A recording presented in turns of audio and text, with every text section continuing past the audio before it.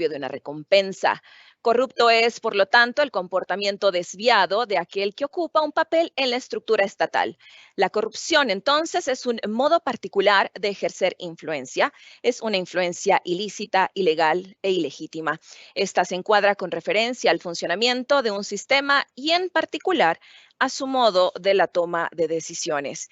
Bienvenidos sean todos a este webinario Corrupción Transnacional, Caso Odebrecht. En nombre del doctor Edwin Humberto Salazar Jerez, Contralor General de Cuentas de la República de Guatemala y presidente de la Organización Centroamericana y del Caribe de Entidades Fiscalizadoras Superiores, OCEFS.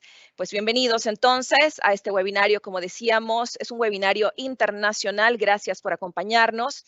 Como parte de la política regional para el combate de la prevención y la lucha contra la corrupción de las EFS de OCEFS 2021-2025, que esta política, pues, por parte de la OCEFS ha sido una propuesta por parte de la Contraloría General de Cuentas de Guatemala y recordemos que fue aprobada durante la Asamblea General Ordinaria realizada de forma virtual el pasado 24 de junio del 2021. Esta aplicación de la política es coordinada por esta Contraloría General de Cuentas con la participación de entidades fiscalizadoras superiores de Cuba, El Salvador, Honduras, México, Nicaragua, Panamá y Puerto Rico, y pues tiene como objeto fortalecer las capacidades institucionales para la prevención y para la lucha contra la corrupción en un marco que coadyuve a alcanzar procesos de prosperidad estatal de la región y, por supuesto, de la OCEFS. Damos entonces la cordial bienvenida al coordinador de esta política regional para el combate de la prevención y lucha contra la corrupción de las EFS de OCEFS, al doctor Selvin Galindo, quien es, como decíamos, coordinador de esta política regional, pero también es inspector general de la Contraloría General de Cuentas de la República de Guatemala. Bienvenido, doctor. Muchas gracias, doctora Heidi Melgar. Muy buenos días todavía en Guatemala. Un saludo especial para el doctor Wagner Campos Rosario, ministro de la Contraloría General de la Unión de Brasil, al doctor Gilson Liborio de Oliveira Méndez, asesor del ministro de la Contraloría General de la Unión de Brasil. Un saludo especial también a los contralores generales de las entidades fiscalizadoras superiores de Centroamérica y del Caribe, México, Puerto Rico. Saludos también a los representantes titulares y suplentes de la política regional anticorrupción y a todos los colaboradores, directores de las entidades fiscalizadoras superiores de Centroamérica y del Caribe, México, Puerto Rico. A las agencias internacionales de cooperación que nos acompañan y a los invitados especiales.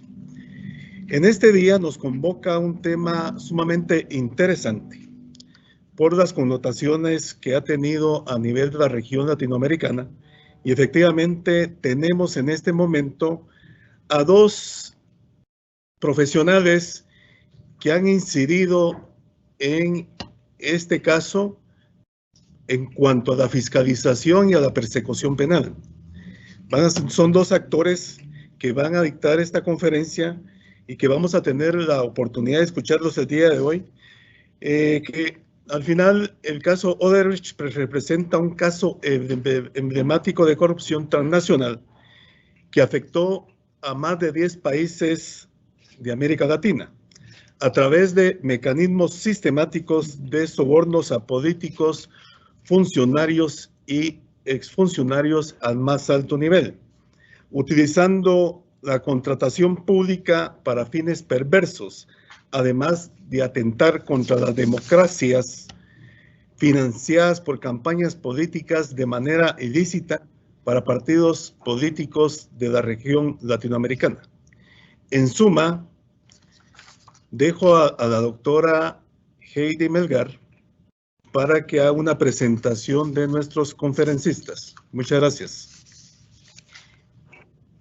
Muchas gracias a usted, doctor Galindo, pues por esta referencia del caso Odebrecht. Como usted menciona, es uno de los casos de corrupción más grandes de la historia reciente de América Latina, abarcando más de 30 años, y pues esto está basado en una investigación. Este caso está basado en una investigación del Departamento de Justicia de los Estados Unidos junto con 10 países de América Latina, esto relacionado a la constructora brasileña Odebrecht, y pues en esta investigación se detalla cómo se habría realizado estas coimas de dinero y sobornos a presidentes y expresidentes como usted bien ya lo ha mencionado, doctor Galindo, y como objetivo o parte de los objetivos de la OCEFS ha sido promover la integración y fortalecimiento de los entes contralores del área centroamericana y del Caribe para prevenir y combatir en forma conjunta la corrupción en todas sus manifestaciones, esto dentro de las respectivas competencias y, por supuesto, propiciar y buscar la excelencia en el trabajo por medio de la formación y de la capacitación del personal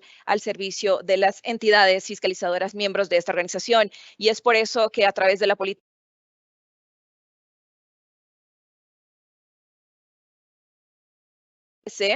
de OCEFS, por supuesto, se lleva a cabo este webinario, Corrupción Transnacional, Caso Odebrecht, quienes en este día, en esta ponencia, pues tenemos el grato honor y grato gusto de poder presentar a Gilson Liborio de Oliveira Méndez. Es asesor del ministro de la Contraloría General de la Unión de Brasil, CGU, máster en aplicaciones militares, posgrado en política y estrategia a la Universidad de Brasilia, supervisión escolar de la Universidad Federal de Río de Janeiro y curso superior de prevención de blanqueo de capitales de la Universidad de Alcalá, Madrid. Se desempeñó como asesor del ministro de la Justicia, asesor del ministro de la Abogacía General de la Unión, viceministro de la Justicia, director de investigación y de información estratégica de la CGU, coordinador general de Cooperación Jurídica Internacional del Departamento de Recuperación de Activos y Cooperación Jurídica Internacional del Ministerio de la Justicia y coordinador adjunto de Laboratorio de Tecnología contra el Lavado de Dinero de la Estrategia Nacional de la Lucha contra la Corrupción y el Lavado de Dinero, representante en el Comité Interamericano contra el Terrorismo, Organización de los Estados Americanos, OEA, en el Mecanismo 3+1 y en el Mercosur contra el financiamiento del terrorismo, y también a Warner Campos Rosario, es el ministro de la Contraloría General de Brasil, CGU, tiene formación en ciencias militares por la Academia de las Agujas Negras, es profesor en combate a la corrupción y Estado de Derecho por la Universidad de Salamanca en España. Él ingresó a la carrera de auditor federal de finanzas y control en el 2009, siendo el primer servidor de la CGU en asumir los cargos de ministro y secretario ejecutivo del órgano.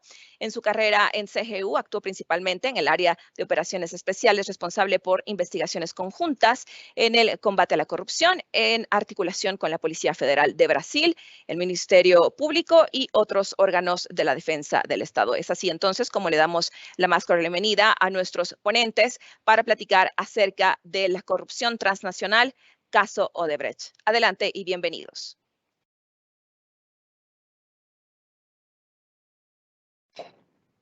Gracias por la presentación. Es un honor para nosotros estar aquí hoy para hablar con ustedes de OCEFS. Es muy bueno estar aquí y cumplimento a todos. A doctora, que no me recuerdo ahora el nombre, que estaba hablando ahora, pero doctor Galindo también. Y hago aquí un saludo especial a nuestro Controlador General de Guatemala, señor Edwin Humberto Salazar Jerez, y complementando al señor Edwin, yo cumplimento, hago también un saludo a todos los integrantes de las organizaciones de fiscalización, entidades de fiscalización superiores de América Latina y de Caribe, de América Central, y decir para todos que es un honor para nosotros estar aquí hoy hablando sobre el caso Odebrecht. Bien, yo voy aquí a compartir una presentación.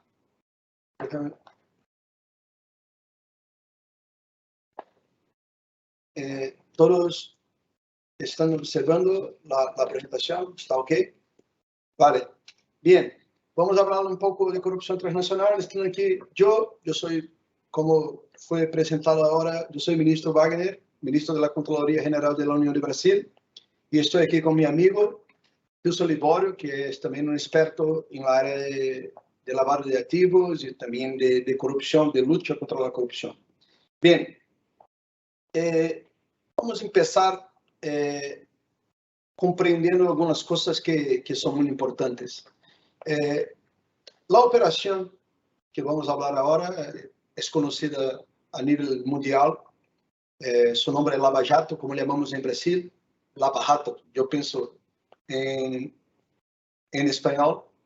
Pero la operación Lava Jato fue una operación que no es solamente el caso de Odebrecht. Es un caso de corrupción que ha ocurrido en Brasil, que estaban involucradas una serie de empresas brasileñas. Todas estas empresas tenían una participación, cometían hechos de corrupción en nuestro país, no solamente en nuestro país, pero también en otros países, alrededor de 12 países que tenemos hoy con recursos, que han recibido recursos que son advindos de la corrupción en Brasil. Para nosotros, vamos a hablar hoy específicamente sobre el caso de Brecht, pero siempre es importante decir que estas empresas son muy importantes para nuestro país.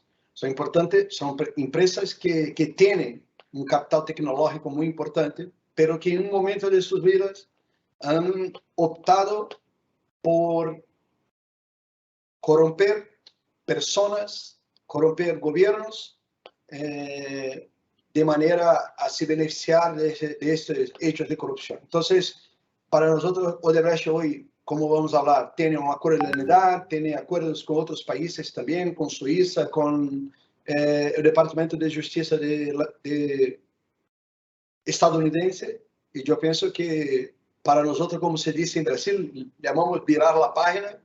Yo pienso que en español es pasar la página, pero para nosotros es un caso que tenemos que estudiar, que tenemos que comprender, que tenemos que crear mecanismos de prevención, pero tenemos hoy la confianza de que estas empresas van a cambiar sus maneras, sus modos operandi alrededor del mundo, y eso va a ser importante para el crecimiento de nuestro país.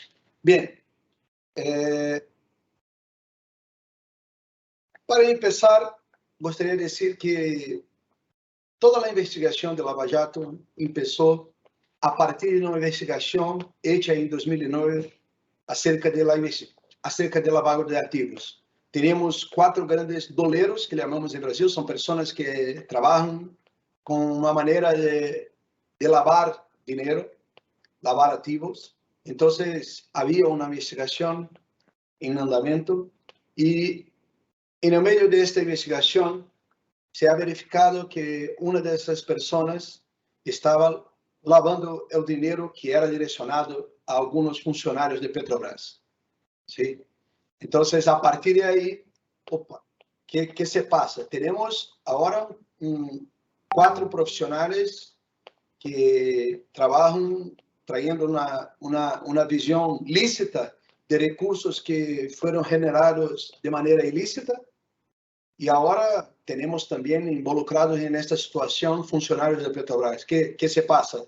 Podríamos ter drogas, poderiam ter o tráfico de drogas, tráfico de pessoas, tráfico de qualquer coisa, pero ¿por qué pagar ou por qué lavar um ativo para funcionários de Petrobras?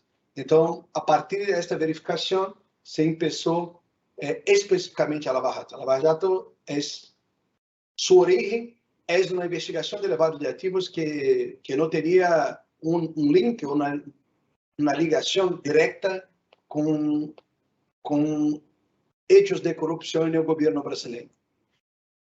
Bem, para quem não conhece, a Petrobras é uma companhia estatal de gás do Brasil que opera em 14 países. Foi fundada em 1953.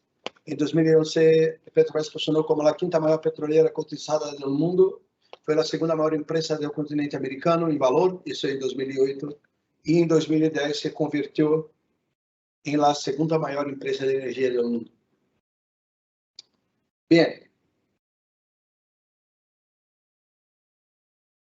a primeira operação, ou a primeira fase da operação, da investigação acerca da Petrobras, desses eixos que começaram com lavado de ativos e que apontaram algum tipo de envolvimento de funcionários da Petrobras, ha ocorrido em março de 2014.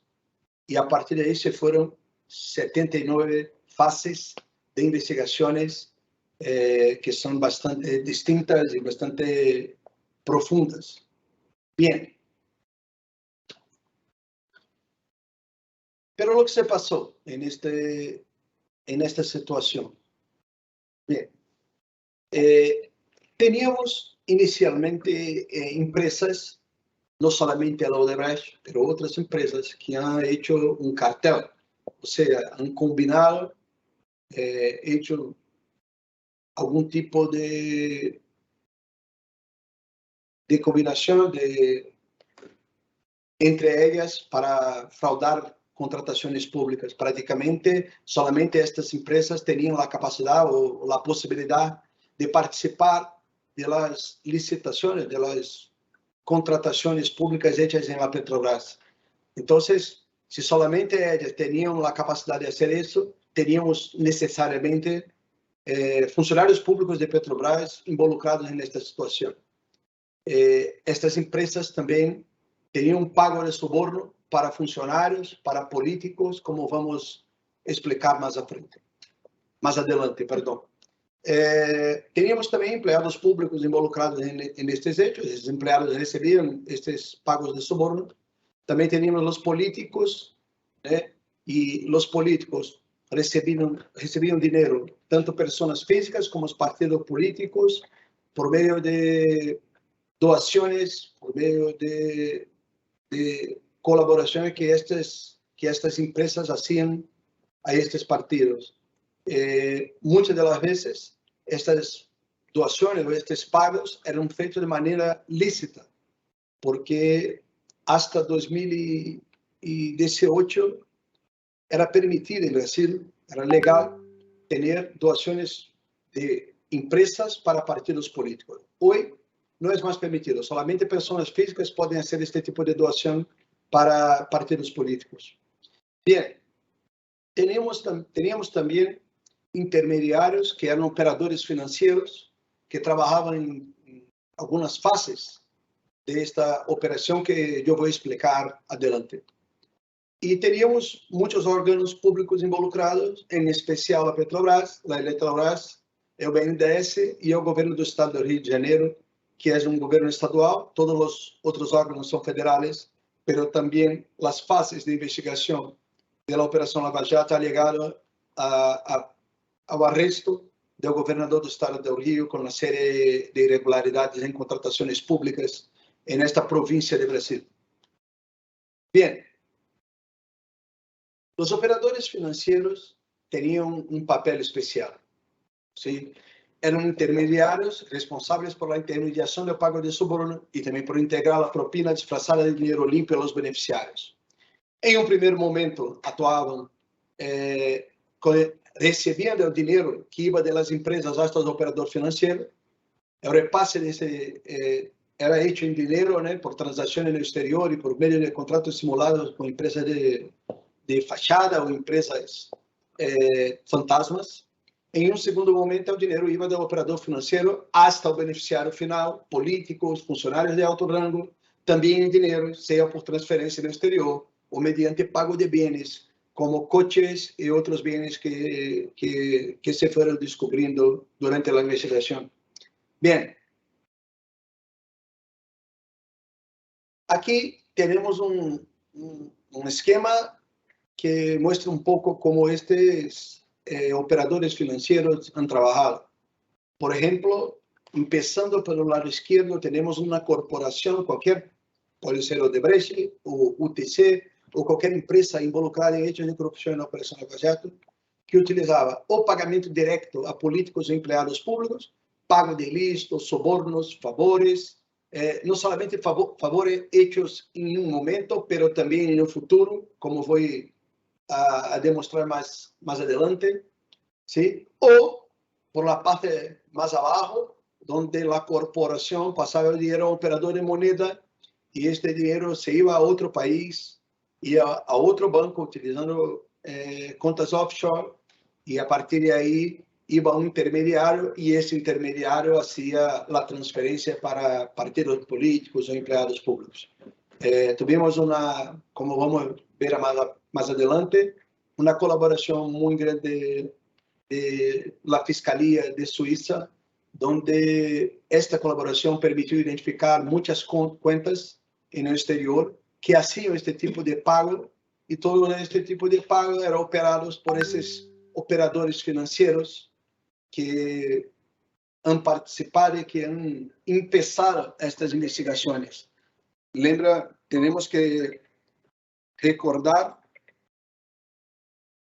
un minuto solamente, tenemos que tener un recuerdo que la investigación ha empezado a partir de la identificación de doleros, de personas, de intermediarios financieros que hacían el lavado de activos. Entonces, a partir de ahí, hacían lavado de activos de varias áreas, de tráfico de drogas y también de corrupción. Entonces, cuando se han identificado estas personas, se ha alegado a funcionarios públicos y se ha, a partir de ahí, empezado toda la investigación de lavado. Bien, yo voy a pasar ahora la palabra rápidamente para Gilson, para que explique la investigación propiamente dita y ya voy a volver continuando con la explanación del caso Odebrecht. Buenos dias a todos. No primeiro momento, saludar a todos os participantes, ao nosso presidente da OCEPS, e vamos direto à pantalla. Em um caso como este, de grande repercussão, com grande quantidade de pessoas involucradas, né, há a necessidade de um esforço mais grande de outras pessoas, de outros órgãos que trabalham no combate ao lavado de dinheiro. Então, nesse caso, nós outros fizemos uma força-tarefa, onde participamos pessoas dos órgãos da Hacienda, da Fiscalia, da Unidade de Inteligência Financeira. Acá um ponto muito importante, onde nós outros teníamos informações concretas, informações muito mais fortes para o nosso trabalho, para o suporte da área jurídica, né, que vinham da Unidade de Inteligência Financeira, com a polícia e com outros órgãos, no caso, nós outros, como órgão de controles, e com o nosso Tribunal de Contas da União.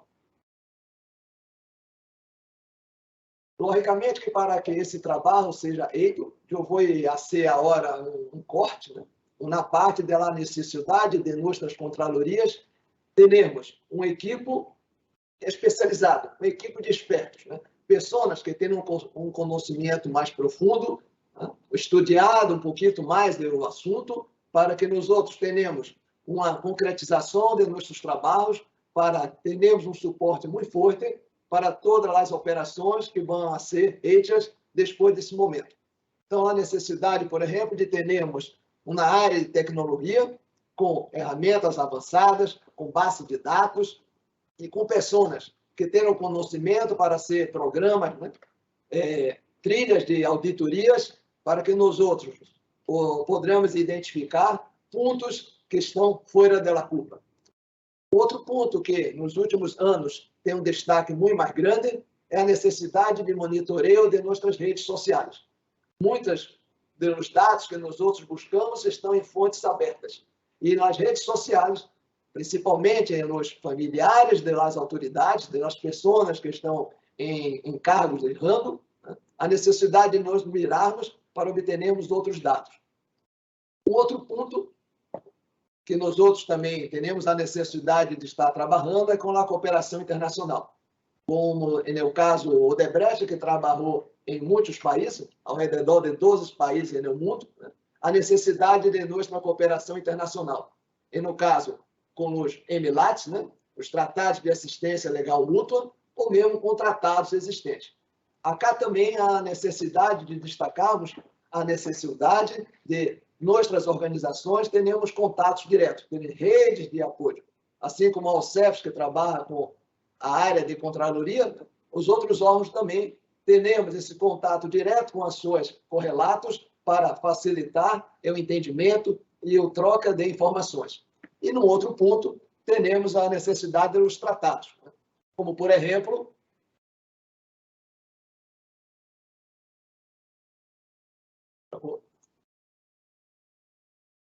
como neste caso, podemos ver a nossa Procuradoria-Geral da República, a nossa Fiscalia Federal, que assinou acordos com 10 países para cooperar em investigações sobre Odebrecht e, no caso, Lava Jato. Outro ponto também que nós outros podemos falar são os documentos que obtivemos da Suíça, né, que proporcionaram detalhes do esquema da Odebrecht. Como nosso ministro falou há pouco, né, muitas dessas informações facilitaram o nosso trabalho, né, e, logicamente, deram um forte subsídios para que a documentação, os trabalhos, né, desarrollo de outras investigações pudessem ser feitas a partir de informações de colaboradores de outros países. Bien, vamos volver ahora a la idea, porque Gilson ha explanado acerca de las técnicas de investigación que hemos utilizado y también de los órganos que estaban involucrados en la investigación. Pero yo tengo que hacer aquí una observación, un destaque a este tipo de observación, porque yo pienso que dos leyes han permitido que las investigaciones tuviesen algún tipo de avanzo muy importante. La primera ley es la ley 12.850 de 2013, que define organización criminosa y trata sobre la investigación criminal, los medios de obtención de pruebas, las infracciones penales y el procedimiento criminal.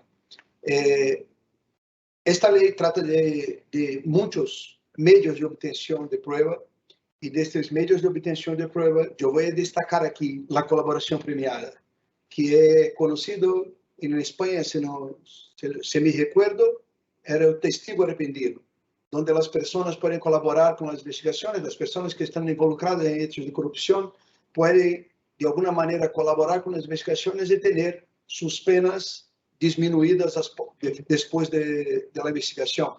Entonces, este tipo de obtención de medios de prueba se fue muy importante para poder obtener informaciones que permitiesen el aprofundamiento de las investigaciones. Otra ley importante que también ha colaborado y que también ha permitido el avance de la investigación es la ley 2846, conocida en Brasil como Ley Anticorrupción, que trata sobre la responsabilidad administrativa y civil de personas jurídicas pela práctica de atos contra la administración pública. Y aquí es muy importante decir que la responsabilidad administrativa y civil de empresas es la regla en Brasil. No tenemos una responsabilidad penal de las empresas, de las personas jurídicas en nuestro país. La legislación de Brasil ha optado por hacer esta responsabilidad, por traer esta responsabilidad administrativa y civil, y esto es importante porque toda esta responsabilidad es hecha fuera de la responsabilidad criminal que es direccionada para las personas físicas. Entonces tenemos una ley de criminalidad organizada que ha traído la colaboración premiada, que es la colaboración de la persona física en el ámbito criminal, para permitir que los órganos consigan avanzar en las investigaciones, pero también tuvimos una ley que trata de la responsabilidad administrativa y civil de personas jurídicas. Bien, y lo que es importante decir sobre eso, nuestra Contraloría es un actor muy importante en esta ley anticorrupción, porque en el ámbito federal, todas las irregularidades, la responsabilidad de personas jurídicas es hecha por nuestra Contraloría. Y aquí es importante decir que nuestra Contraloría es diferente de la Contraloría que ustedes están acostumbrados a trabajar en Centroamérica y también en México y Caribe. Bien, nuestra Contraloría hace parte del Poder Ejecutivo Federal. Nós não somos como ustedes, que tienen un sistema de Contraloría que no hace parte de ningún poder. En Brasil, el órgano de control externo es el Tribunal de Cuentas, que es un tribunal con 9 ministros. Aquí trabajamos, somos el control interno del Poder Ejecutivo Federal, pero no somos solamente el control interno. Esta es una de nuestras secretarías. Tenemos 5 secretarías. Una secretaría de combate a la corrupción, que trabaja con investigación de hechos de corrupción, con los acuerdos de la unidad que voy a hablar, y también con la parte de información estratégica, que Gilson fue jefe de esta área por muchos años en nuestra Contraloría. Tenemos otra secretaría que trabaja, que es la Oidoría General de la Unión, que trabaja con la manifestación de los ciudadanos, también como un tipo de denuncia que recibimos de todo el sistema del Poder Ejecutivo Federal. Brasil es un país muy grande, pero todo el Poder Ejecutivo Federal, cualquier denuncia, manifestación es hecha en este sistema que llamamos de Fala BR, que es un sistema que recibe todas las denuncias del gobierno y todas las denuncias son tratadas en la Contraloría y a partir de ahí pasamos a trabajar con investigaciones que vienen de esas denuncias. También tenemos una área de responsabilidad de persona física y jurídica. Entonces, todos los hechos de corrupción transnacional y también cuando los hechos de responsabilidad de personas físicas y personas jurídicas son hechos muy importantes o que tienen una materialidad muy grande, la Contraloría General es que trata de este asunto.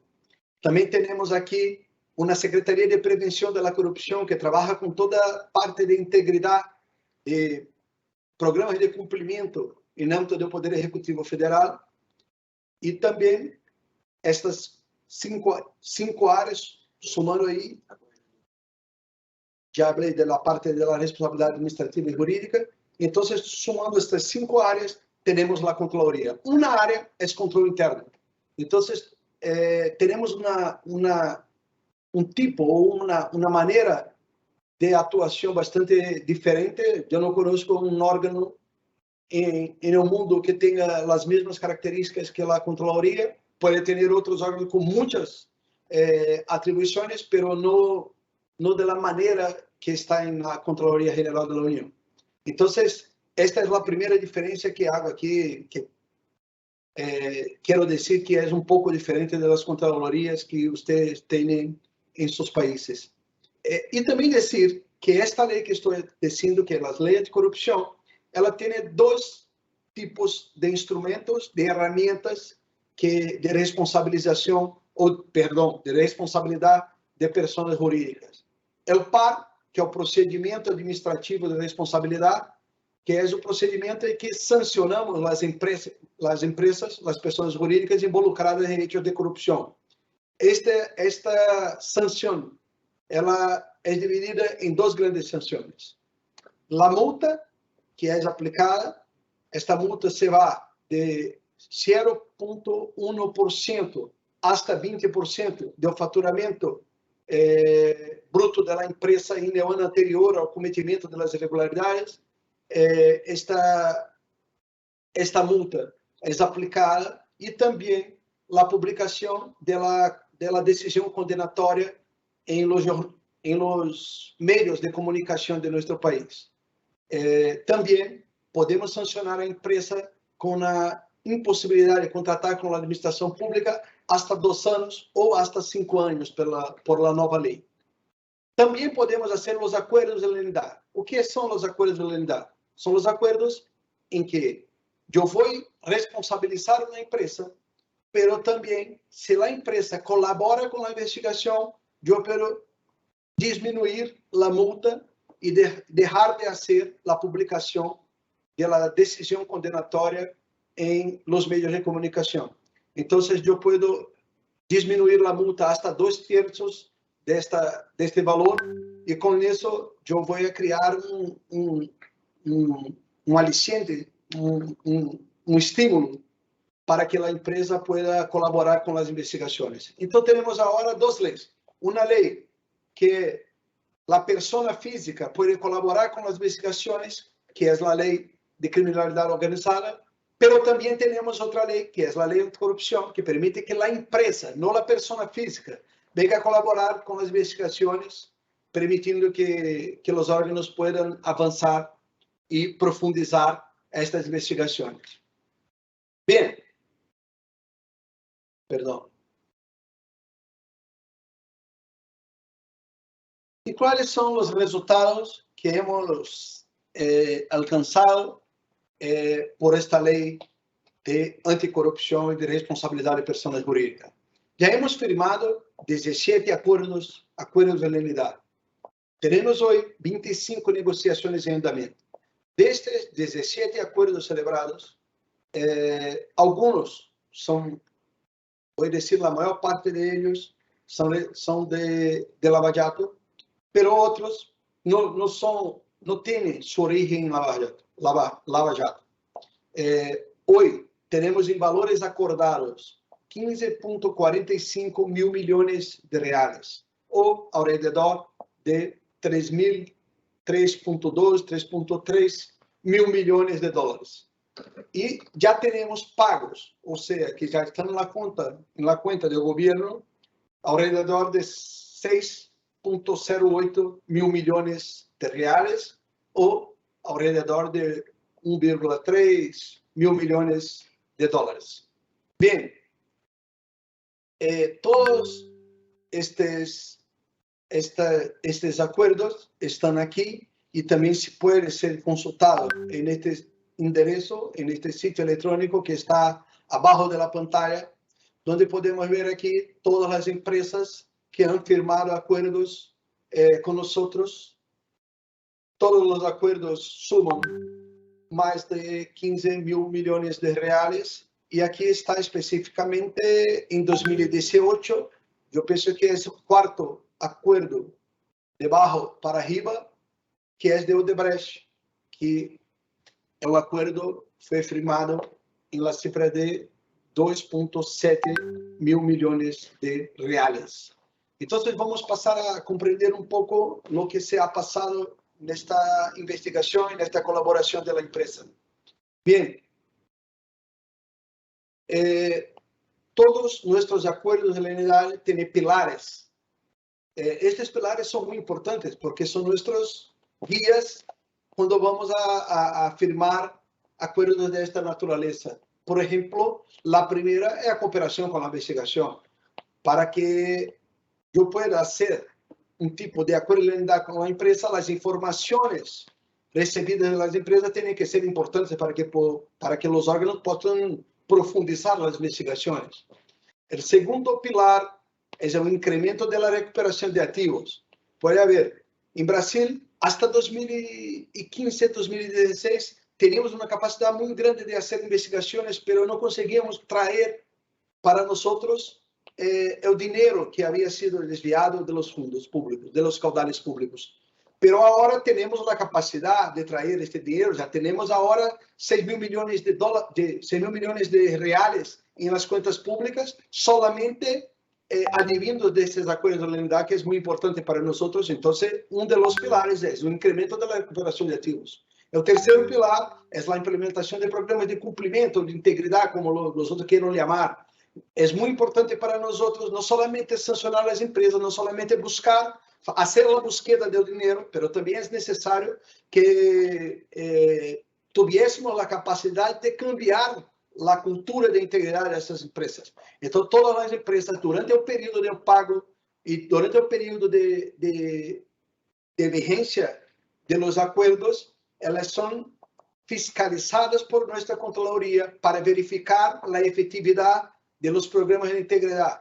Então, acompanhamos a empresa, fazemos tipos de relatórios de acompanhamento, onde vamos melhorando e acompanhando o desenvolvimento dos programas de integridade e a mudança da cultura, o câmbio da cultura nestas pessoas jurídicas.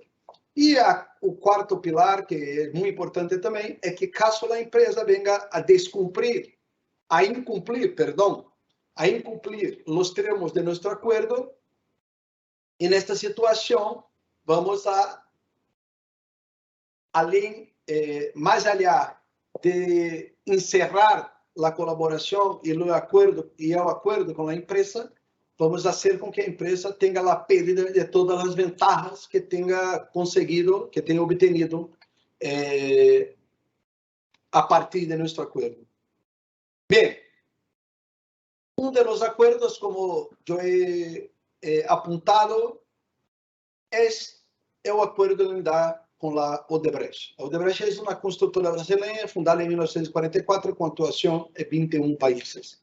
Bem, houve uma colaboração de seu principal executivo, que foi arrestado durante a Operação Lava Jato, e esta colaboração penal deste executivo ha generado a colaboração de cerca de 70 executivos da empresa que fizeram estas colaborações no âmbito penal.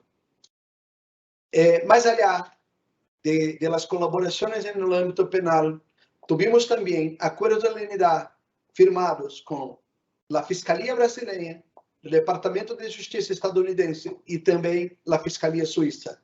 Pero van a decir, Wagner, tú has explicado, tú has explanado ahora que la responsabilidad de las personas jurídicas en Brasil es hecha en el ámbito administrativo y civil. ¿Y cómo se ha firmado un acuerdo de lenidad con la Fiscalía brasileña, que trabaja más específicamente con la parte penal? Bien, cuando la ley, como yo he apuntado antes, la ley es de 2013 y ha entrado en vigor solamente en 29 de enero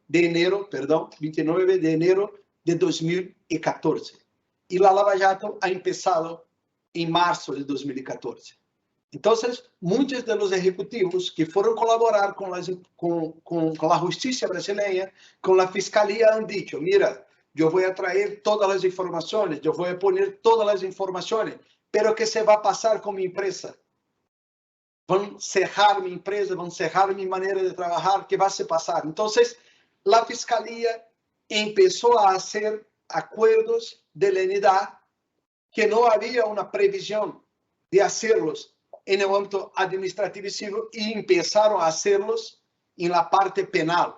Esto fue un problema de interpretación de la justicia en Brasil, pero cuando la CGU, que tiene la previsión legal de hacer estos acuerdos, empezó a hacerlo, nosotros intentamos hacer un acuerdo que fuese muy parecido con los acuerdos de la MPF, pero hicimos eso cerca de 2 años después. Entonces, nosotros teníamos más informaciones 2 años después y pudimos, de esta manera, mejorar los acuerdos. Nuestros acuerdos acabaron se quedando un poco más abrangentes, un poco más, con más informaciones do que de la Fiscalía, no porque somos mejores o por otra cosa, no solamente porque hicimos esto cerca de 2 años después. Bien, entonces hoy tenemos 2 acuerdos y todas las informaciones de los 2 acuerdos, elas son utilizadas, son las mismas informaciones y todos los valores a serem pagos para la administración brasileña son pagos y son descontados de estos 2. No hay un pago en duplicidad. Todos son pagos de una única manera. Entonces, hoy ya tenemos un entendimiento jurídico acerca de eso y prácticamente todos los acuerdos más recientes son firmados por la Contraloría y por nuestra Abogacía General de la Unión. Bien, esta es la situación. La Odebrecht tiene hoy muchos acuerdos, muchas colaboraciones en el ámbito penal y también en el ámbito civil para administrativo. Bien. Déjame volver. Sí. Una cosa que ha llamado mucho la atención y que ha traído la atención de todos los órganos responsables por la investigación es que la Odebrecht tenía un departamento especial para controlar los pagos. Ese departamento controlaba los pagos de propina, de soborno, a todos los agentes políticos, a todas las personas, los funcionarios públicos de alto rango de Brasil. Entonces, todo eso tenía un departamento responsable por este tipo de actividad. Este departamento también pensaba la manera de encubrir la origen y la finalidad de los pagos, utilizando empresas fantasmas, utilizando los intermediarios que hemos presentado en las pantallas anteriores. Bien, el esquema de Odebrecht también no se quedaba solamente en Brasil, en Petrobras, en Eletrobras, en BNDES, pero tenía también la participación en otros sitios del mundo. Tenemos aquí pagos para 12 países diferentes, los países están con nombre en la pantalla. De Brasil, 11 países, ¿no? Angola, Argentina, Colombia, República Dominicana, Ecuador, Guatemala, México, Moçambique, Panamá, Perú y Venezuela. ¿Sí? En Brasil, hemos identificado casi 600 millones de dólares en pagos ilícitos, o que generó casi 2.000 millones de dólares en ganancias para la empresa. Todo eso se fue tratado en el ámbito del acuerdo de lenidad y hoy las investigaciones están siendo profundizadas a partir de estas informaciones y Este mapa que está ahí a nuestra frente muestra a los países y las regiones del mundo que han recibido algún tipo de dinero ilícito del caso de Brecht. Bien, el trabajo de la colaboración no es un trabajo sencillo. Cuando se va a colaborar, y quien tiene experiencia con este tipo de actividad, sabe que es muy difícil para la empresa y para los abogados cambiar de una situación que ellos están acostumbrados, que es una situación de defensa, para partir por una colaboración. Las personas no están listas a hacer una colaboración, están listas a se defender, a presentar justificativas para sus actos. Entonces, cuando recibimos las informaciones, nosotros dividimos estas informaciones en categorías. Tenemos, en caso de Brecht, cerca de 17 categorías diferentes que nos van a mostrar cómo es difícil y cómo fue para nosotros muy rico poder compreender cómo estas empresas actuaban, porque tenemos un objetivo que es sancionar a las empresas, que es cerrar los hechos de corrupción, pero tenemos otro objetivo que es mayor, que es comprender los hechos de corrupción y a partir de ahí crear mecanismos de prevención que vengan a evitar que en el futuro estos hechos vuelvan a acontecer en nuestro país. Entonces, comprender el esquema de corrupción, comprender cómo se pasa ese mundo oscuro de corrupción es muy importante para nosotros, para nuestro futuro y también para el trabajo que realizamos en nuestro país en los días de hoy. Bien, prácticamente lo que voy a mostrar aquí son estos tipos de irregularidades que no son, todas no son corrupción, porque como nos ha dicho nuestra colega, a corrupción tiene una definición muy clara, donde un funcionario público recibe alguna ventaja indebida para favorecer algún tipo de persona, utilizando de su puesto para tal. Pero aquí nós vamos a ver que tenemos casos que son corrupción, pero tenemos casos que no lo son. Entonces, lo primero es un tipo doméstico, o sea, dentro de nuestro país, es el típico caso de corrupción pasiva. Eu vou directo ao ejemplo que está en la última parte de la pantalla, a la derecha, que son recibimientos indebidos por empregados de ventajas indebidas por empregados de empresa pública. Ou seja, essa é a corrupção passiva. É um empregado que ha recebido algum tipo de ventaja indebida. Este é um dos casos que a empresa de Brecht nos atraíram. Mira, eu pago ventajas indevidas para este indivíduo desta maneira. O segundo caso, também doméstico, também de corrupção passiva, são atos que não são da contratação propriamente dita, mas são de meios que são necessários para a contratação. Por exemplo, hechos em que eu necessito receber algum tipo de ventaja indevida para a liberação de uma licença ambiental ou para alguma coisa que é importante para a contratação, mas não é a contratação propriamente dita. Então, esta é a segunda tipologia que podemos dizer que identificamos em los casos de Odebrecht. Bien, a terceira tipologia, ¿sí? São atos que têm alguma... não é um ato, não se caracteriza como um ato de corrupção, mas são atos com vinculação a procedimento licitatório. Então, são agentes públicos que não receberam nenhum tipo de ventaja indevida, pero de alguma maneira participaram da prática de los ilícitos. Não há confirmação, a empresa não ha pago nenhum valor indevido, pero a pessoa ha participado por alguma maneira de estes hechos de corrupção. A quarta tipologia que eu chamo a atenção aqui é atos que não são atos de corrupção, hechos de corrupção, mas são hechos em que há a participação da empresa em acordo de mercado com a apresentação de proposta de cobertura. Que é isso? É quando empresas, sem a participação de um empregado público, de um funcionário público, elas fazem algum tipo de acordo ilegal que venga de alguma maneira a obstruir ou impedir a melhor contratação por parte do governo. Ou seja, as empresas intentam fazer ou fazem algum tipo de atividade legal e fazem uma proposta, as outras empresas trabalham somente para apresentar uma proposta que, na verdade, não tem nenhum significado, não tem nenhuma importância.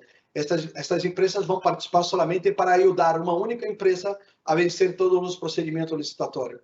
É o quinto caso que trago, que sim, é um ato de corrupção passiva, sim, é o recebimento de propina para emissão de certidão negativa de débitos, ou seja, algum funcionário que tinha que emitir algumas tipo de documento que comprovava que aquela empresa, para participar de um ato, para participar de uma contratação, de uma licitação, como falamos em Brasil, ela teria que receber, este funcionário recebia algo para emitir uma certidão negativa de débitos.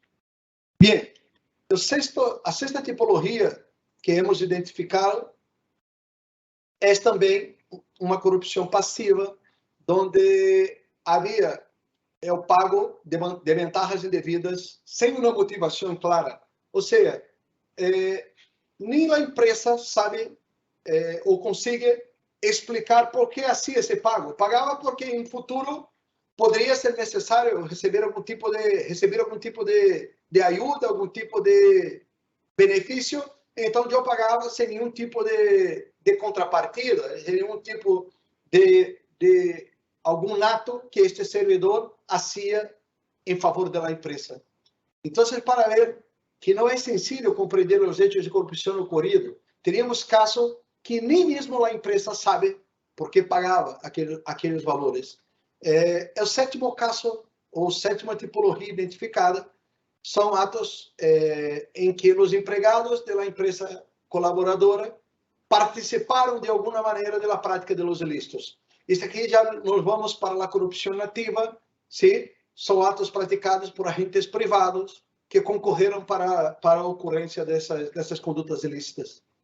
O oitavo tipo, ou oitava tipologia, também na participação doméstica, ou seja, internamente em Brasil, não se trata de um hecho de corrupção, pero são acordos de mercado entre pessoas jurídicas sem envolvimento de agentes públicos, sim?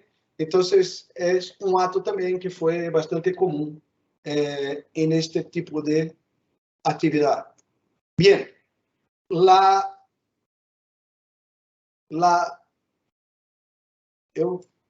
o caso, ou a hipótese 9, a tipologia número 9, é simplesmente também vinculada à corrupção nativa, também em âmbito doméstico, que são promessas não concretizadas. A empresa dizia, mira, eu he prometido pagar um soborno, mas eu não he pagado nenhum tipo de soborno. Solamente houve a promessa. E em Brasil, prometer um tipo de soborno para funcionário público é um crime. Então, também para nós era importante saber as promessas não concretizadas. Então, muitos dos casos que a empresa colaboradora ha traído para a mesa de negociação é tratada solamente por a promessa de um pago de soborno. A hipótese 10, também um caso doméstico, também não se trata, neste caso, não se trata de corrupção, são contribuições eleitorais não contabilizadas. Ou seja, a empresa fazia um tipo de colaboração para um partido político ou por um candidato legal, pero em la mesa ha dicho, mira, era um pago de propina, pero eu lo hacía de uma maneira legal, a partir de uma doação eleitoral legal para aquele funcionário, ou para aquele político, ou para aquele partido político. Também foi um tipo de caso que hemos identificado.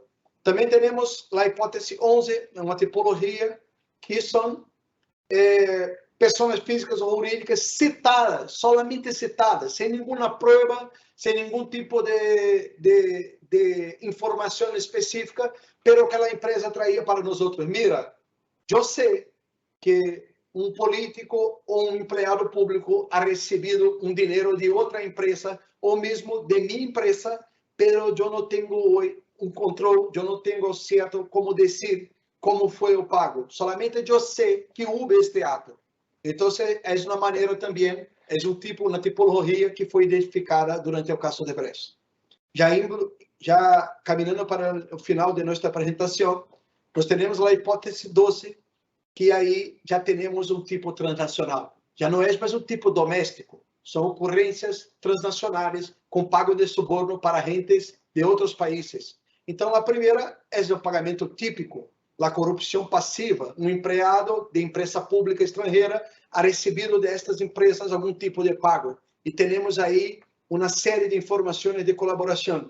Que uma observação importante é que nós em Brasil, em nossos acordos, não hemos cobrado valores destas empresas que têm sua origem em pagamentos de corrupção transnacional. Hemos dado uma possibilidade de que estas empresas, nos próximos 2 anos, se vão aos países que tenham recebido para fazer uma colaboração nestes países. Caso não se tenha nenhum tipo de avanço neste acordo em um país onde o funcionário tenha recebido o dinheiro, esta empresa se vai volver ao Brasil e nós vamos a receber este dinheiro em Brasil. Hemos dado a possibilidade de que as empresas hiciessem estes acordos em los países que tiveram algum tipo de perjuízo. Pero se não consiga hacerlo, se vuelve ao Brasil e hace uma complementação da colaboração em âmbito de Brasil. Bem, a hipótese 13, que é transnacional também, é uma vantagem indevida recebida por agente público estrangeiro para a adoção de uma contrapartida lícita, tal como aprovação de aditivo, alguma coisa. Mira, é legal, não tinha não tinha um erro, não tinha algum impedimento para que um funcionário público hicesse o trabalho, pero mesmo assim ha recebido algum valor indevido destas empresas.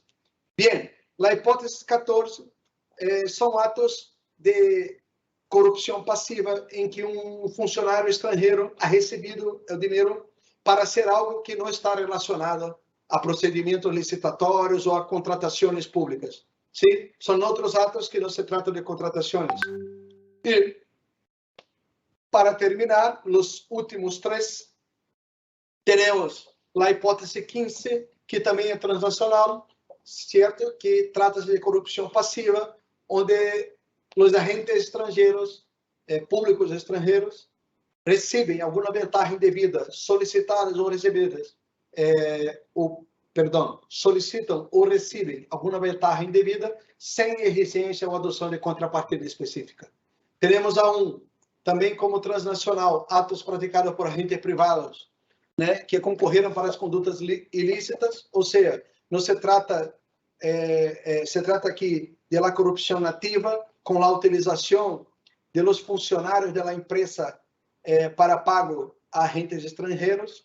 E também, por último, a 17, a hipótese 17, uma promessa não concretizada, porque, como eu disse, a promessa em Brasil também é crime. Então, quando esta promessa é feita para algum tipo de pessoa ou de agente público estrangeiro, isso também se caracteriza como crime em Brasil. Então, todas estas 17 tipologias, elas foram separadas e todos os hechos que foram traídos por las empresas durante a colaboração estão dentro de estas 17 tipologias que eu vou explicar agora. Isto é muito importante porque direciona nosso trabalho. Quando a situação é penal, encaminhamos para a investigação penal. Quando a investigação necessita ser administrativa ou civil, já temos separado todo o tipo de investigação para que possamos depois organizar tudo. Para que vocês tenham uma ideia, teremos de colaboração somente de Odebrecht, ao redor de 1000 páginas de colaboração. Então, são muitos hechos de corrupção, sim, que nós temos que ter muito cuidado para manter o sigilo destas informações e também ter uma capacidade de profundizar, de tentar ir mais lejos nestas investigações, e é isto que estamos fazendo nos dias de hoje. Bem, como conclusão, me gostaria de dizer que todas as empresas, ou praticamente a maior parte de elas, que estejam aqui conosco, elas fizeram sua parte, cometeram erros, corromperam agentes públicos nacionales y extranjeros, pero también ahora colaboraron con las investigaciones. Para nosotros en Brasil, estas empresas están pasando la página y ahora nosotros tenemos que hacer con que ellas vuelvan a trabajar para nuestro país, vuelvan a trabajar con integridad en otros países. Tenemos que tener una idea que las sanciones tienen que ser aplicadas, pero no es una pena de muerte, es una pena de un pago por todas las irregularidades que han cometido, pero tenemos que tener una visión de que de ahora adelante tenemos que hacer con que estas empresas trabajen, porque tienen su función social, tienen su importancia, son empresas que hacen obras de infraestructura que son importantes para nuestro continente, para nuestro, no caso de mi persona de Libório, son importantes para Brasil, son empresas que tienen una historia en nuestro país, que contribuyeron, que tienen un legado de engenharia, de outros tipos de conhecimentos técnicos que são importantes para nosso país. Então, eu penso que é a hora de fortalecermos as culturas de integridade, é a hora de compreendermos como se ha passado estes hechos de corrupção, para que possamos juntos criarmos medidas de prevenção da corrupção. Quando no início desta nossa charla, eu he oído de que a OCEFES possui plan anticorrupção que se ha puesto em marcha de 2021 hasta 2025. Eu me quedo muito feliz e quero conhecer o plano, sim, porque também temos em Brasil plano anticorrupção que também se ha puesto em marcha hasta 2025 com mais de 153 ações, e eu penso que se conhecermos o plano, o plano, em minha situação, conhecer de vocês e de vocês conhecer o plano do Brasil, podemos cambiar conhecimentos, poderemos cambiar experiências que vão ser muito importantes para nosso país. Então, graças por todo, graças por a oportunidade de cambiar algumas ideias, algumas experiências que tivemos em Brasil, e me pongo aqui à disposição para as perguntas que sejam necessárias. Gracias por la oportunidad. Bueno, pues muchísimas gracias a nuestros ponentes acerca de la corrupción transnacional caso Odebrecht. El doctor Gilson Libório de Oliveira, asesor del ministro de la Contraloría General de la Unión de Brasil, CGU, y también al doctor Wagner de Campos Rosario, ministro de la Contraloría General de la Unión de Brasil. Estamos entonces ahora en el tiempo de preguntas y respuestas y tenemos ya varias. Ayuna dice, el caso Lava Jato o Lava Jato fue emblemático en América Latina. Después de 4 años, ¿mejoró la lucha contra la corrupción en Brasil? Esa es la primera pregunta. Bien, la idea de mejora de la lucha contra la corrupción es una cosa que me gusta mucho hablar porque es muy complicada. Es decir, yo pienso que una cosa es mejorar la lucha contra la corrupción. La otra cosa es disminuir la corrupción. Yo pienso que mejoramos mucho la lucha contra la corrupción en Brasil. Hemos evoluido mucho en nuestras medidas de prevención de la corrupción. Tenemos hoy sistemas informatizados que todos los días examinan todas las informaciones, todas las contrataciones públicas y todos los documentos que se van a hacer las competiciones, la competición pública por una contratación. Y hemos también implementado diversos tipos de controles específicos en los órganos de la administración pública que están impedindo o que están evitando el acontecimiento de la corrupción. Pero aún tenemos problemas. Yo pienso que el sistema de justicia brasileño tiene muchos problemas. Son muchos recursos que no tienen fin, que se pasan por 20 años. Las personas que tienen dinero tienen la capacidad de ir haciendo sus recursos hasta la Corte Suprema de Brasil, y esto tiene un problema grave que es la impunidad. La impunidad es muy importante, pero por otro lado, tenemos hoy leyes que funcionan muy bien, como la ley anticorrupción. Ya tenemos muchas empresas que fueron sancionadas por hechos de corrupción y también empresas que han hecho los acuerdos de lealtad. Ya son 17 empresas en esta situación. Entonces yo pienso que estamos en otra situación, mejoramos mucho y sabemos aún que tenemos mucho para crecer, mucho para mejorar, pero yo pienso que hoy nuestra situación es mejor do que teníamos cerca de 5 años atrás. Otra pregunta, ¿qué reformas debieron de aplicar para que no se repitiera un caso similar? Bien, yo pienso que una reforma que es muy importante es la ley 13.303, que le llamamos de ley estatal, de nuestras estatales, que son nuestras SOIs, de nuestras empresas estatales brasileñas, que hoy tienen un sistema de gobernanza y un sistema de integridad muy bien implementado. La OCDE acabó de reconocer todas las empresas públicas brasileñas están alinhadas, estão cumprindo as recomendações da OCDE nas SOIs. Em los órgãos públicos estamos fazendo a mesma coisa. Todos os órgãos públicos federais brasileiros já têm um programa de integridade.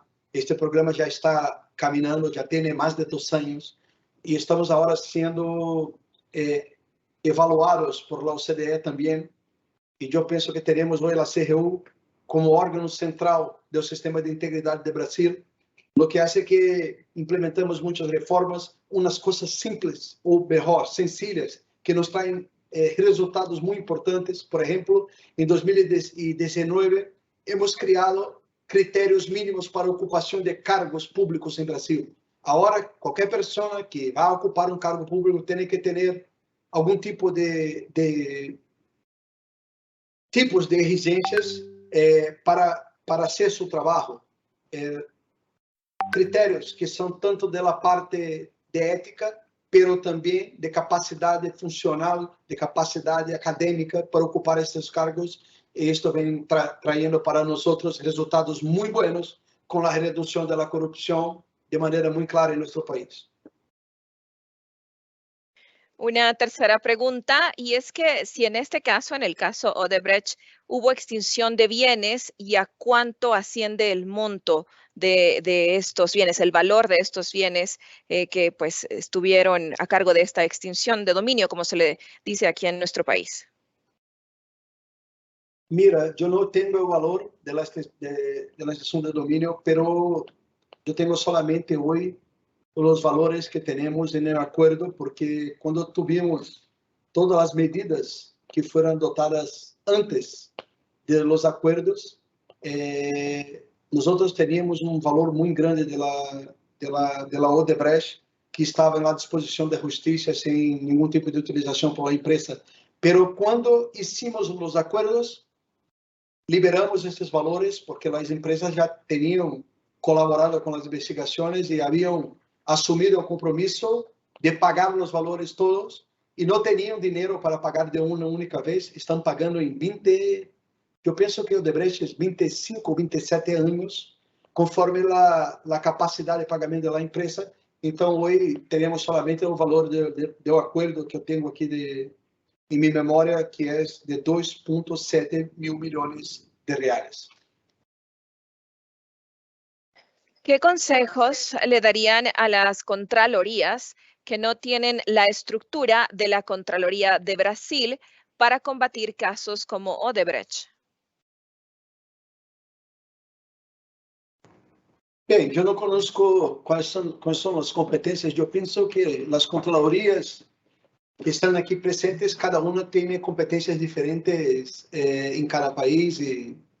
Pero yo pienso que ustedes todos tienen un papel, un rol importante, que es mejorar la administración pública, mejorar los mecanismos de control de las administraciones públicas.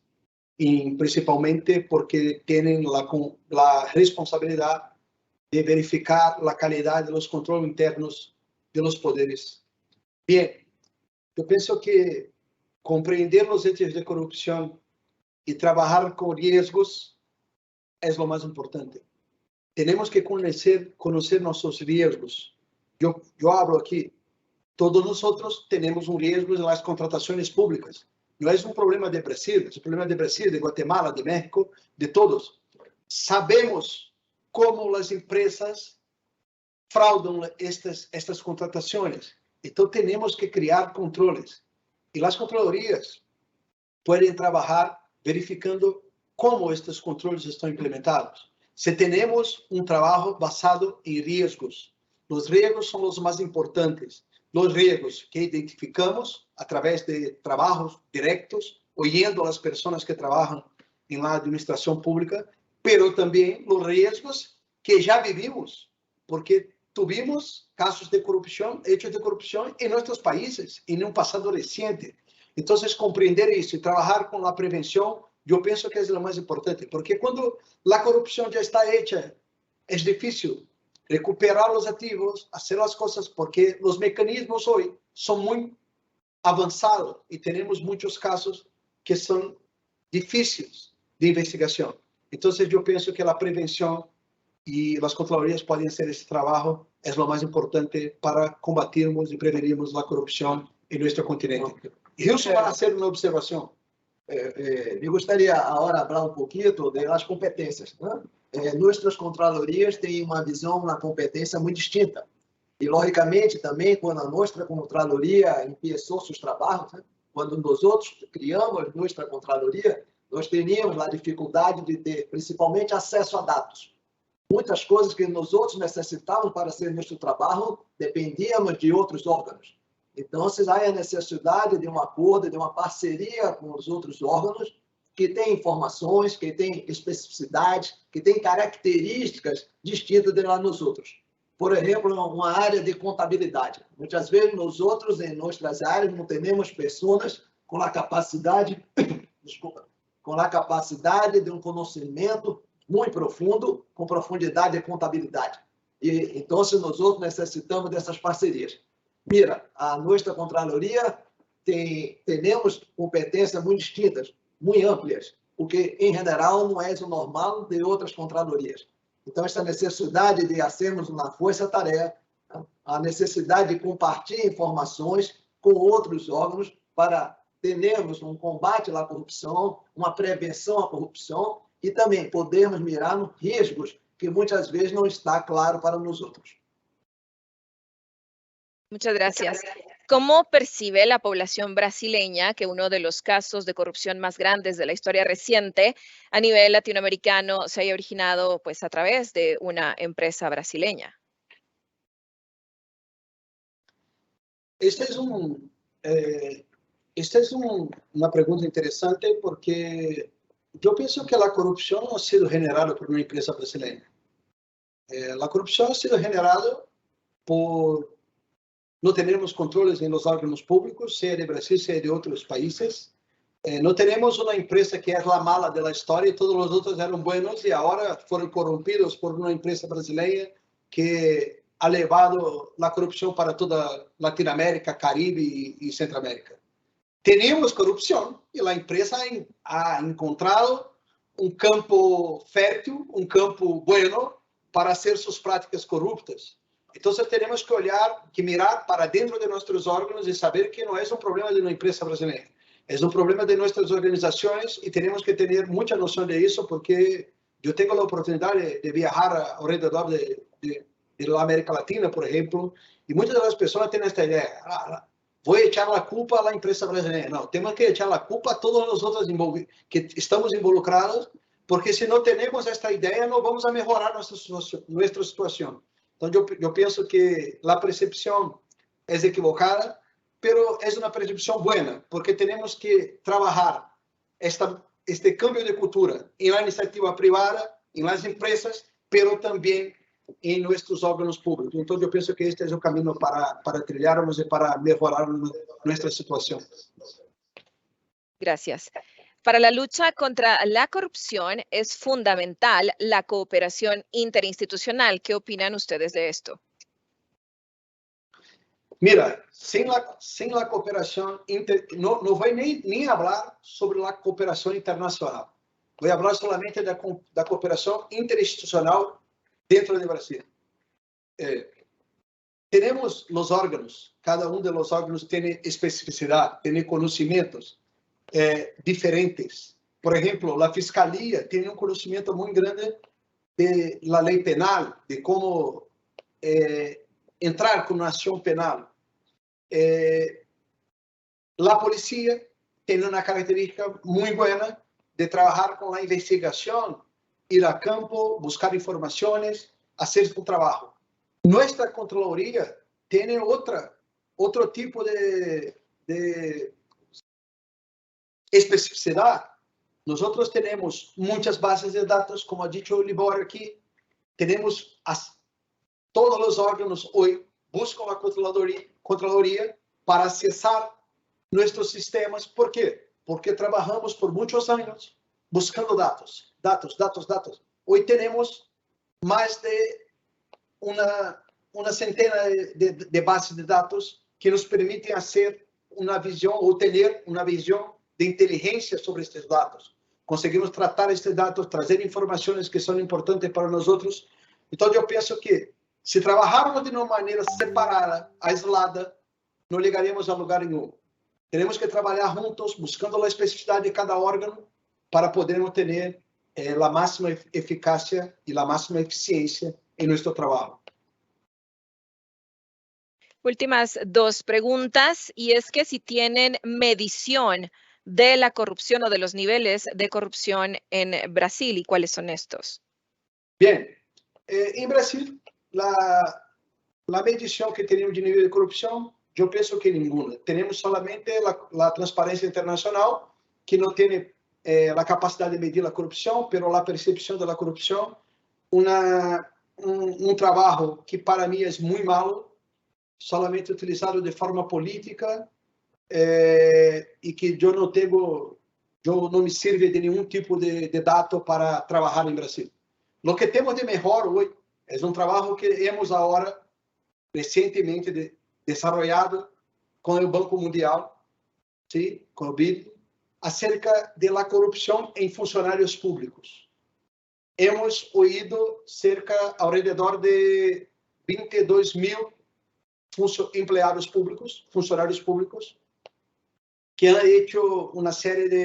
respondido uma série de perguntas que nos mostram que temos avançado. Por exemplo, desses quase 23.000 respondentes, eles han dicho que durante sua vida profissional han presenciado, 58% deles han presenciado alguma prática antiética. Uma prática antiética é mais ampla do que hecho de corrupção. Pero 58% de todos han dicho que han presenciado em sua vida profissional práticas antiéticas. Pero quando ponemos os últimos 3 anos, este número cai para 33% de todos os respondentes. É número malo aún. Todo bem que se trata de práticas antiéticas, que é muito mais que corrupção, pero nos mostra que a implementação de programas de integridade han generado nessas pessoas, porque não estamos falando de como eles percebem, estamos falando sobre os hechos que foram presenciados por estas pessoas. Então, é uma vitimização direta, não é uma percepção. Então, eu penso que esta é a pesquisa que temos hoje, pero é restrita para servidores públicos, mais importante que nos permite medir a corrupção. Vamos fazer no próximo ano esta pesquisa também, ou este questionário, para empresas e depois para a sociedade comum em geral. Estamos contando com o Banco Mundial, estamos fazendo uma parceria também com a OCDE, e eu penso que em 2, 3 anos vamos a ter uma visão geral de todo este processo para podermos saber qual é a medição da corrupção no Brasil. Con la integración de las fuerzas de tarea, ¿cómo aseguraron la confidencialidad de la información que se manejaba respecto de esta misma, del caso Odebrecht. Eu vou passar para Hilson e depois eu hablo. Eu vou falar da parte prática e depois o ministro habla um pouco mais da parte jurídica, da documentação. Né? Logicamente, quando nós outros falamos, né, de força-tarefa, e esse é um problema que é das pessoas, não de Brasil ou de outro país, né? Nós outros primeiro necessitamos trabalhar com o ego. Né? O ego não só personal, como o ego das instituições. Então, em geral, a minha instituição é sempre muito melhor do que a outra, e se há problema, o problema é da outra. Né? As pessoas da outra não fazem um bom trabalho, trabalham um pouquinho, né? Não estão involucrados em fazer um bom trabalho. Então, essa é a necessidade, no primeiro momento, das forças-tarefa e começar pelo contato personal. Então, de uma maneira geral, empieza as forças-tarefa por pessoas. E no segundo momento, começamos a trabalhar com as instituições, com os órgãos. E neste ponto, há a necessidade de termos uma legislação, documentação, para nós outros termos a garantia de que os dados que são manuseados, que são trabalhados por a força-tarefa, tenham a seguridade necessária. Ok? Bien, esta é uma pergunta difícil e que passa, como Gilson nos ha dicho, por um trabalho que tem um componente que é institucional, mas outro componente que é personal.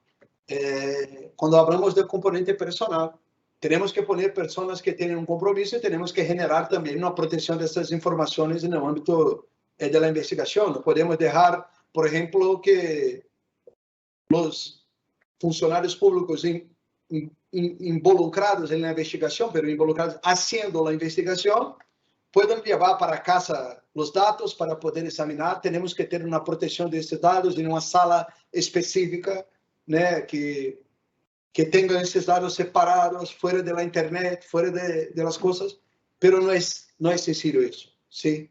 É difícil, mas é possível.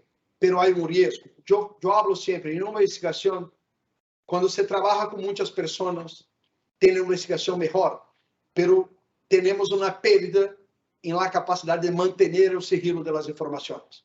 Mas quando restringimos muito a informação a poucas pessoas, melhoramos a proteção da informação, mas temos uma perda na capacidade da investigação.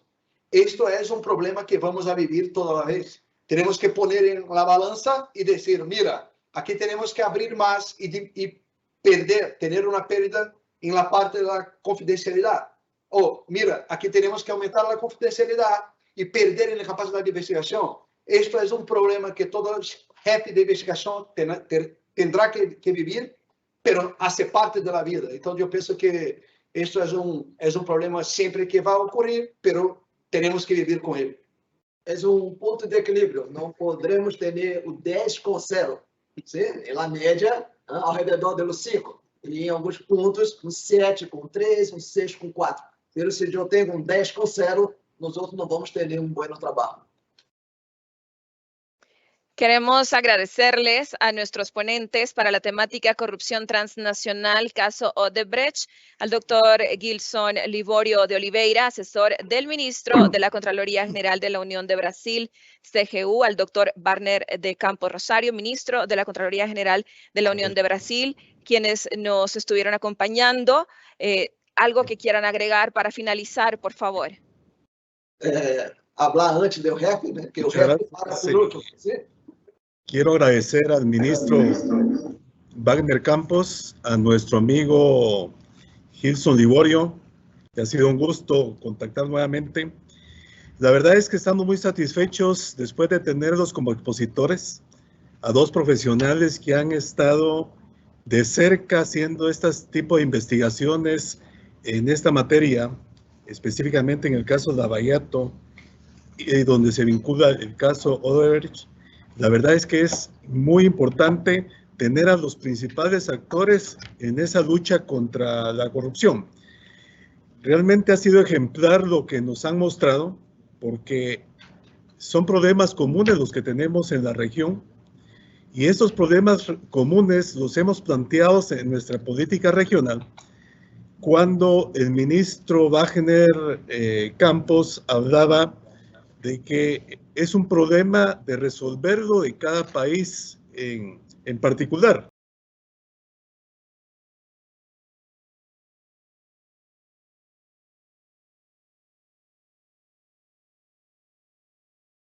No es un problema de las empresas, sino es un problema de cada país. Y es efectivamente, dentro de esta política tenemos establecido las alertas tempranas, los controles internos, esa relación fáctica que debe existir entre el órgano de control, de fiscalización y los entes de justicia y de persecución penal. Es importante para fortalecer las investigaciones, para fortalecer los casos y efectivamente tener los avances y los logros que se han obtenido en esta investigación, que ha sido una investigación que han tenido de muchos años. Porque al final también se indicó de manera especial cómo obtenemos estos índices de percepción al final. Y vemos que efectivamente cuando nos califican por percepción, es un poco subjetivo porque efectivamente no hay datos reales, objetivos que deban de tener como consecuencia qué país es más corrupto que otro. Eso es importante.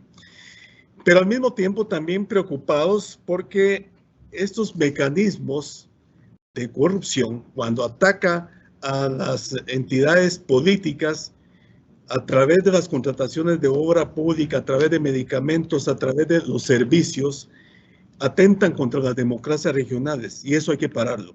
Hay que pararlo porque es el pecado original de las democracias en América Latina.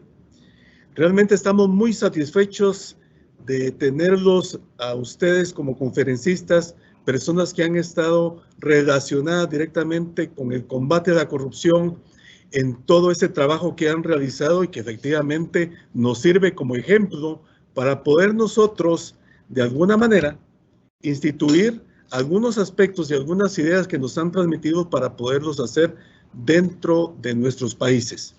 Realmente estamos muy satisfechos y este tipo de conferencias donde son conferencistas que han estado en el campo de batalla, pues son mucho más importantes, ¿verdad? Que tener aquel tipo de conferencista de teoría solamente, que lo ven los libros, pero que no ha tenido esa práctica constante que lo han tenido ustedes. Muchísimas gracias, de verdad, estamos muy satisfechos por su conferencia y esperamos que podamos seguir trabajando y que nos sigan apoyando en esta política anticorrupción para las OCEF, las entidades fiscalizadoras superiores de Centroamérica, América Latina, incluyendo México, Puerto Rico. Muchísimas gracias de verdad por su tiempo, muchísimas gracias por sus conocimientos, muchísimas gracias a todos los participantes también por sus preguntas, que fueron preguntas bien directas y especiales, y efectivamente, pues, por tener su atención y su tiempo para este tipo de conferencias. Así es de que estaremos anunciándoles nuestro próximo evento académico, de manera de ir sumando para constituir y para reafirmar los contenidos que tenemos en nuestra política regional. Muchísimas gracias y que tengan muy buen día a todos.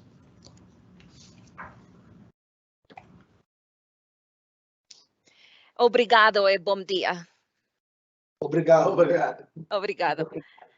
Gracias entonces a nuestros participantes en la ponencia, como habíamos mencionado, doctor Gilson Liborio de Oliveira, asesor del ministro de la Contraloría General de la Unión de Brasil, y el doctor Wagner de Campos Rosario, ministro de la Contraloría General de la Unión de Brasil, y por supuesto al doctor Selvin Galindo, coordinador de la Política Regional de Prevención y Lucha contra la Corrupción 2021-2025, la cual pues tiene como objeto fortalecer las capacidades institucionales para la prevención y la lucha contra la corrupción en un marco que coadyuve a alcanzar los procesos de prosperidad estatal en la región de la OCEFS. En nombre del doctor Edwin Humberto Salazar Jerez, Contralor General de Cuentas de la República de Guatemala y presidente de la Organización Centroamericana y del Caribe de Entidades Fiscalizadoras Superiores, les agradecemos por haber estado con nosotros en esta ponencia Corrupción Transnacional, caso Odebrecht, por parte de la Política Regional para la Prevención y Lucha contra la Corrupción de las EFS de OCEFS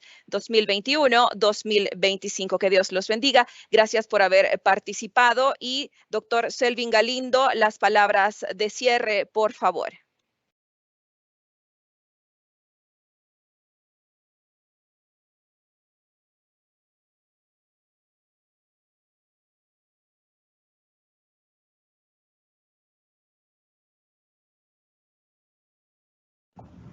Nuevamente, muchas gracias. Un saludo fraternal para el ministro Campos, para nuestro buen amigo Gilson Liborio, y esperamos tenerlos en la próxima. Gracias a todos los participantes, a los representantes titulares y suplentes y a todos los colaboradores de las Contralorías Generales de cada país. Muchísimas gracias y nos vemos en una próxima oportunidad. Gracias. Entonces, a todos los participantes les recordamos el registro de participación en el área de preguntas y respuestas. Allí ustedes pueden registrar su participación para esta ponencia. Y recordemos que la corrupción es un abuso de poder que se expresa mediante el uso de oportunidades desde posiciones políticas públicas o privadas para obtener beneficios grupales o personales. También es la carencia o las debilidades de los procedimientos y mecanismos institucionales que garanticen la transparencia en el ejercicio de las funciones, y por supuesto también está relacionado con la impunidad en la que se encuentran los actos de corrupción, sobre todo en la administración pública. Como vemos, pues la corrupción se expresa de múltiples maneras, siendo algunas de sus expresiones más visibles el tráfico de influencias y la obtención de prebendas personales. Finalizamos entonces corrupción transnacional, caso Odebrecht, por parte de la Política Regional para la Prevención de la Lucha contra la Corrupción de las EFS, de la OCEFS, de parte también de la Organización Centroamericana y del Caribe de Entidades Fiscalizadoras Superiores, OCEFS. Gracias a todos por haber participado. Un saludo a todos, doutora Reide. Saludo.